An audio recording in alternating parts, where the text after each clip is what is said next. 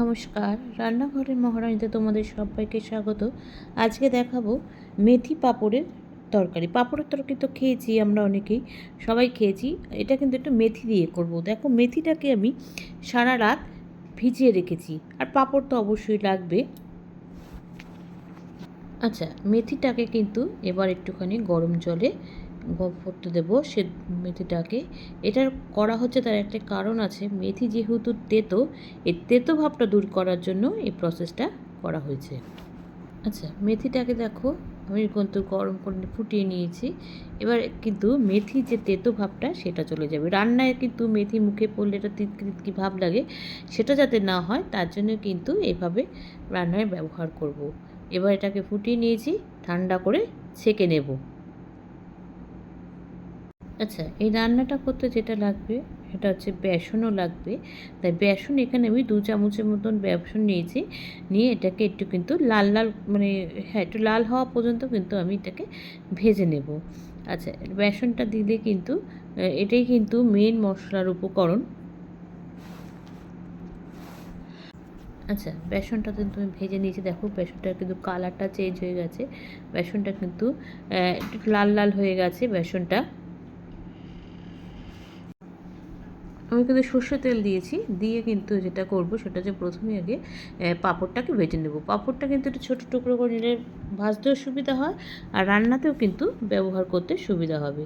এবার দেখো, আমি আস্তে আস্তে পাঁপড়গুলোকে কিন্তু ভেজে নেব। আচ্ছা, আমি এখানে কিন্তু টক দই নিয়েছি। এখানে হাফ কাপের মতো টক দই আছে। টক দইটাকে কিন্তু আমি একটু বেশি জল দিই, মানে একটু পাতলা করে কিন্তু টক দইটাকে ভালো করে গুলে নেব। আচ্ছা, এবার কিন্তু আমি এখানে সব মশলাগুলো দিয়ে দেবো, গুঁড়ো মশলাগুলো। দইটা গুলে নেওয়ার পরে এখানে আমি জিরে আর ধনের গুঁড়ো দিয়ে দিয়েছি। দেখো, 2 চামচের মতো জিরে ধনের গুঁড়ো দিয়ে দিয়েছি। আচ্ছা, এবার দেবো হচ্ছে কাশ্মীরি লাল লঙ্কার গুঁড়ো, সেটাও কিন্তু আমি 2 চামচের মতন দেবো। তারপর দিয়ে দেবো হলুদ গুঁড়ো, নুন। আচ্ছা, লাস্টে কিন্তু বেসন দেবো। এটাই কিন্তু মেন মশলা। আচ্ছা, এই ভিডিওটা আমি কিন্তু আগের দিনেই আপলোড করেছিলাম, কিন্তু কোনো কারণবশত ভিডিওটা আসেনি, মানে ভিডিওর ছবিটা কিন্তু দেখা যাচ্ছিল না। সেজন্য আমি বড় ভিডিওটা আর পোস্ট করতে পারিনি। আমি সেই শর্ট ভিডিওটা দিয়েছিলাম। শর্ট ভিডিওটা ঠিক ছিল, তাই জন্য আজকে আমি আবার তোমাদেরকে এই ভিডিওটা ছাড়ছি। এখন আবার নতুন করে করে ভিডিওটা তোমাদের সাথে শেয়ার করছি।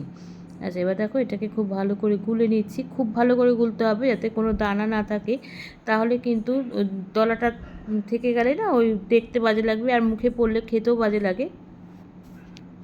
আচ্ছা, আমি কিন্তু ওই তেলেই ভাজছি, রান্নাটা করছি যে তেলে পাঁপড় ভেজেছি। আমি আর তেল দিইনি, ওই তেলের সাথে কিন্তু আমি একটু ঘি দিয়েছি। যদি মনে করো তোমরা কিন্তু এটা ঘিতেও করতে পারো পুরো রান্নাটা। আমি শুধু সর্ষের তেলের সাথে একটু ঘি মিশিয়ে নিয়েছি।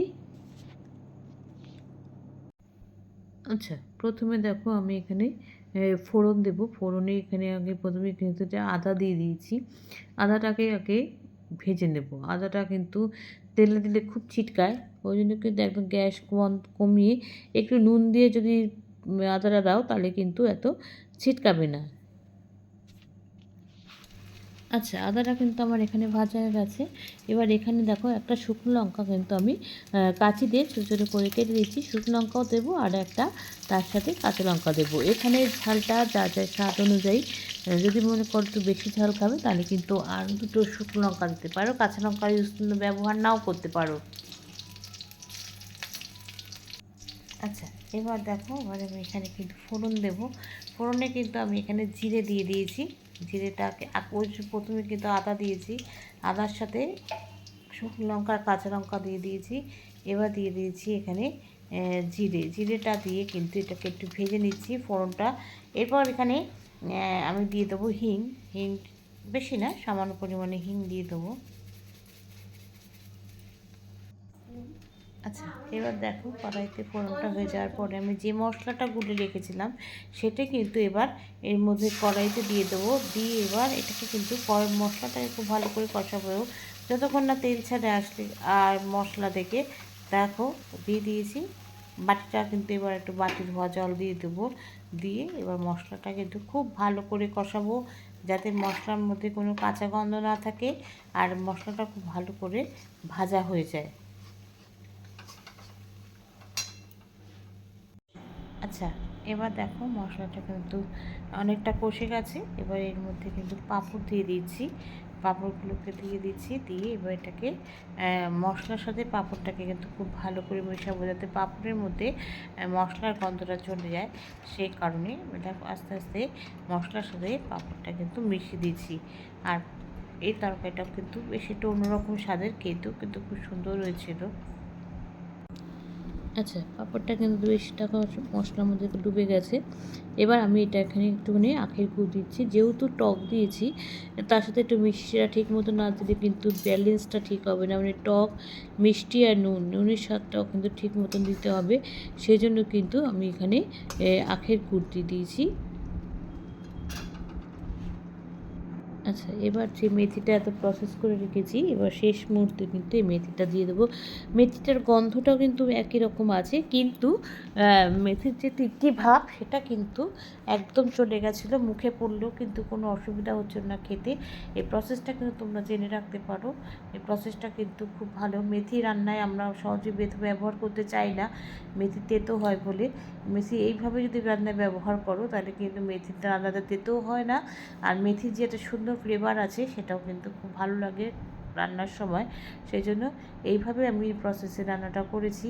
আচ্ছা, এবার এর উপর দিয়ে আমি কিন্তু একটুখানি ঘি ছড়িয়ে দিয়েছি।